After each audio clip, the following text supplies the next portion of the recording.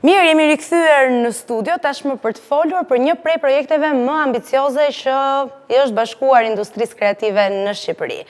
Në 28 janar është përuruar Tirana Training Center, një prej projekteve më ambicioze sikurse edhe përmenda artistike të Shqipërisë, është dedikuar për të ardhmen e kinematografisë shqiptare dhe unë sot kam të ftuar për të ndarë më shumë rreth këtij projekti Filip Gilping, CEO i Catalyst Story Institute. Mirëmëngjes, good morning, welcome. Thank you. Dhe Kristina Cula e kineastia.com. Mirëmëngjes, Kristina, mirë se erdhe. Mirëmëngjes, kënaqësi kemi këtu. Do doja së pari ta nisni me faktin se si lidhet kontaktet me Shqipërinë. How did you connect to Albania? A colleague of mine who is a writer for the Netflix show Mindhunter, her name is Pamela, she came to visit in 2023 and discovered Tirana first and then told me about it. Në 2023-shin, mikja ime Pamela më tregoi rreth Shqipërisë, bashkëpunëtorja ime nga HBO-ja dhe erdhëm këtu. Besoj, Kristina, edhe për ty është një mundësi shumë e mirë kjo që jeni duke bërë. Patjetër. Si e ke përjetuar të gjithën këtë? Ne jemi të gjithë të komunitetit të filmbërësve, jemi shumë të lumtur që kjo po ndodh dhe kemi bashkëpunëtorët më të mirë në botë që mund të kishim në këtë projekt. Çfarë bën konkretisht Catalyst? Ku konsiston puna juaj? What does actually Catalyst do? Yeah, Catalyst is a US-based nonprofit that does education and festival and career training for the TV and film industry.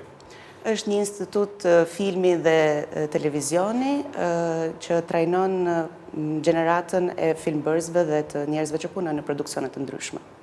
Në çfarë faze jemi tani me projektin? What is the phase? Where are we with the project right now? Catalyst is 20 years old, but the Tirana Training Center opens this month, so we are in phase 1 here.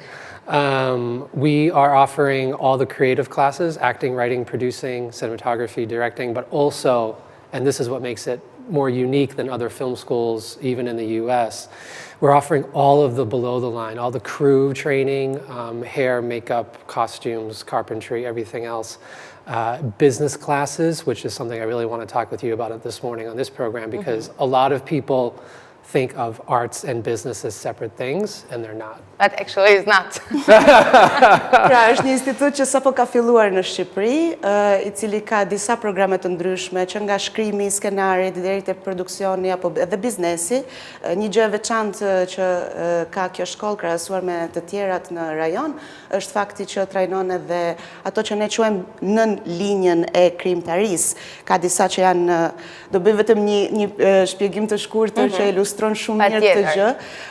Një person që është, po themi edhe në punën e pastrimit të rrobave për setin e xhirimit, duhet të trajnohet për film që të ditë pastroj veshjen për një aktor që të jetë pastër, po të mos heqë shenjën e gjakut nga ana e majtë që do na duhet për filmin. Pra ka një trajnim specifik që këto njerëz duhet të bëjnë për të punuar në industrinë e filmit, gjë që e mundson Katalisti, dhe Filipi në veçanti do donte shumë të fliste sot për kurset e biznesit, sepse ndonjëherë filmi dhe arti, biznesi dhe arti shifen si dy gjëra të ndara, në fakt nuk do duhet ishte kështu. Dhe do doja të ndaleshim pak më gjatë pikërisht tek fakti pse nuk duhet ta shohim artin të veçuar nga biznesi. Why shouldn't we see art disconnected from business? Arts, the TV and film arts is a collaborative industry. You can't do it alone, so that means you have to hire people, that means you have to build sets, you have to have studios, you have to have all these things that go along with the acting, the writing, the directing, and the producing. The creative industry is a multi-billion-dollar industry. The United States industry of film and TV spends over hundreds of billions of dollars a year around the world in wages and location fees and studio space and all kinds of other expenses. It's a very big business industry.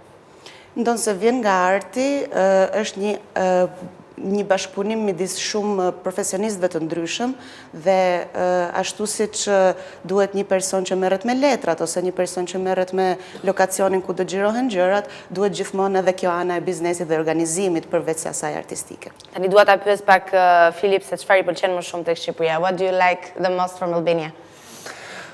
It's everything.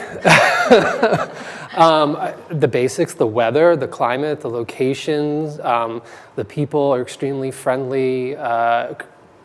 For our purposes, I had no idea just how much raw talent is here. The artistic soul, spirit, and talent of Albania in the region is something that hasn't been put onto the world stage yet, and we're excited to help be a part of that. Përveç gjërave të mrekullueshme që ka Shqipëria me klimën, ushqimin, kulturën e gjëra të kësaj natyre që përmenden shpesh, një nga gjërat që na intereson më së shumti me Katalistin është fakti që Shqipëria ka shumë talente të natyrave artistike dhe të tjera, dhe prandaj qëllimi kryesor I Katalistit është që të sjellë këto talente në pah. Well, and the locations too. When we are describing Albania to our industry friends in the US, we describe it as the Southern California of Europe, because you've got the oceans, you've got the fields, the city, the mountains. But we are very glad to hear that. Yeah, it's almost similar to the Southern California, area. Edhe nga ana e natyrës dhe mjedisit mund ta krahasojmë me jugun e Kalifornisë, sepse ka edhe detin, malin dhe na duket shumë si shtëpia jonë. Kristina, dua të pyes pak ty, duke e parë edhe si një vajzë shqiptare e lidhur me kinematografinë dhe me industrinë kreative në vendin tonë. A do të sjellë një revolucion në Shqipëri? Mendoj se po, sepse ne për historinë tonë kemi qenë të mbyllur dhe të izoluar nga shumë gjëra të botës dhe kemi bërë gjërat siç kemi menduar ne që janë më të mira, duke mos pasur ndonjëherë strukturat e duhura, dhe për herë të parë po na vijnë ato struktura botërore, se si organizohet një xhirimi, se si bashkëpunohet në mënyra ndërkombëtare me dokumentat e duhura edhe me organizimet e duhura dhe jo vetëm në improvizim siç kemi bërë ne deri tash të paktën. Cilat janë disa prej objektivave kryesore? What are the main goals of the project? The ultimate goal of this project is to build a self-sustaining production industry in Albania, so you can be an artist and make a living in this industry. But that's going to require buy-in from the local business community. Local investors have to train how to invest in intellectual property, intangible assets. Most business investment groups in Albania right now are focused on concrete things: real estate, banking, business, and IT infrastructure. I don't think a lot of the money has looked at the return on investment that can come from having a successful film and television industry yet, which is why I am going to be teaching some of the business classes. I started my career as a business affairs analyst at HBO. I used to work on Sopranos, 6 Feet Under, Sex and the City, all the big ones. So I think that having the buy-in from the business industry is going to be important. Pra qëllimi kryesor është krijimi I një gjenerate të re të produksionit të filmit në Shqipëri dhe duke shtyrë në këtë mënyrë edhe zhvillimin e pronësive intelektuale, sepse deri tani ne vetëm investojmë në gjëra të prekshme, siç mund të jetë patundshmëria ose bizneset të një natyre prodhimi, ndërkohë që Filip më përpara tha që kjo është një industri multimiliardare dhe bazohet në të drejtat e intelektuale dhe prodhimtarisë intelektuale. Nga jo çfarë ne dim e kemi parë përmes lajmeve është që do jeni shumë pranë me televizionin ton për të kryer trajnime. Duam të dinë çfarë ndodh konkretisht në fazën e trajnimeve, sa zgjat dhe si do të mund të bëhen pjesë të gjithë ata që kanë interes. So we are neighbors here with Scan TVs, and they're very curious to know how the trainings will be and how much they cost or how long they take in those terms. Yeah, the training center will be open Monday through Saturday, 10 months a year. The classes are between 2 to 3 hours per class. You can take 2 to 3 classes a week. The total cost for taking the most amount of classes is €200 per month, so it's relatively inexpensive. It's about €20 per class, I think, is what it works out to. Pra ka kurse të ndryshme, kurset variojnë me çmime në vlerën më të mirë të €200 në $200 në muaj, ku mund shkoj një klas €20 dhe janë 2-3 orë mësim dhe janë të specializuara për degët e caktuara.